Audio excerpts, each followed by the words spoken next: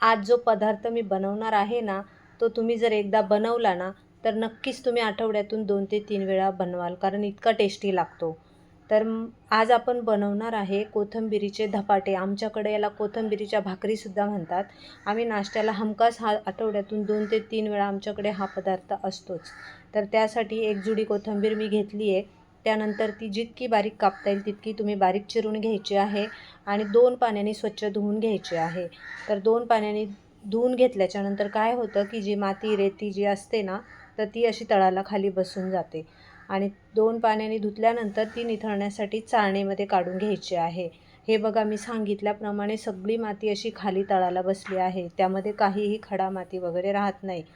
आणि त्यानंतर भरपूर असा लसूण घ्यायचा आहे, 10-12 हिरव्या मिरच्या घ्यायच्या आणि 1 चमचा जिरे घ्यायचे आहे आणि हे पाणी न घालता याची भरड करून घ्यायची आहे. जाडसर वाटायचं आहे हे बघा असं.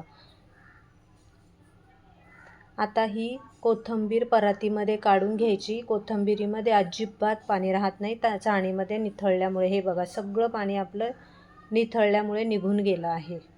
आता मी 2 वाट्या बाजरीचं पीठ घेतलं आहे आणि 2 वाट्या बाजरीच्या पिठाला अर्धी वाटी आपल्याला चण्याचं पीठ घ्यायचं आहे. त्याने काय होईल, की आपले धपाटे जे आहे एकदम खुसखुशीत होतील.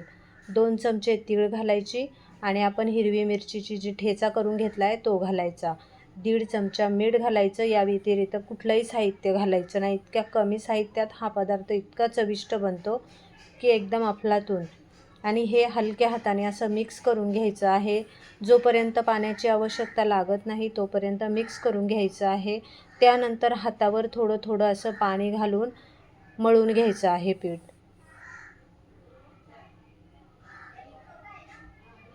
अगदी थोडं पाणी लागतं. 1 ते 1.5 कपच मला यासाठी पाणी लागलेलं आहे.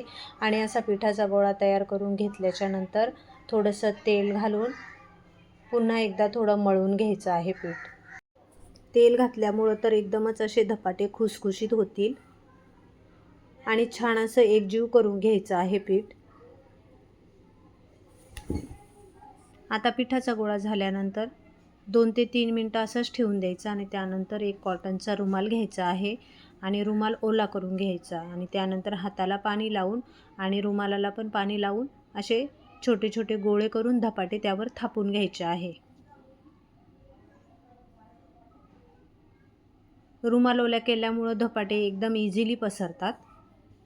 हे बघा, पहिलं बोटाच्या साहाय्याने आणि नंतर तळहाताने पण थापले तरी चालतात.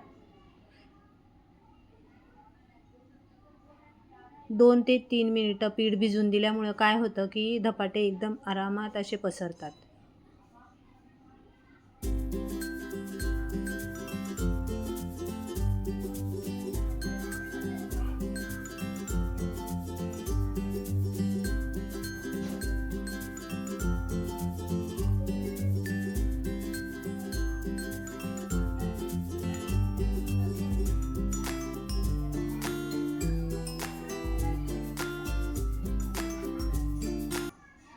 धपाटा पूर्णपणे झाल्यानंतर त्यावरून अशी ना थोडीशी तीळ घालायची. त्याने इतकी छान टेस्ट लागते. तिळीमुळं खरपूसपणा येतो.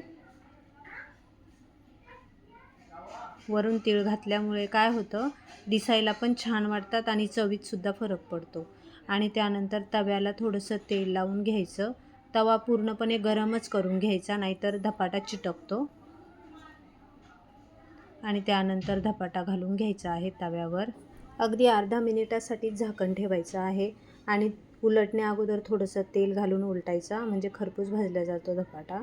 आणि दोन्ही साईडनी छान असा खरपूस भाजून घ्यायचा आहे. मीडियम गॅसवरच भाजायचा आहे, म्हणजे छान असा क्रिस्पी होतो.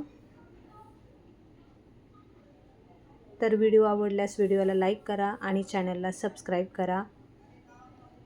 आणि अशाच नवनवीन हेल्दी रेसिपीज रोज बघण्यासाठी बेल आयकॉन दाबायला विसरू नका. रोज असेच हेल्दी खा आणि हेल्दी रहा. धन्यवाद.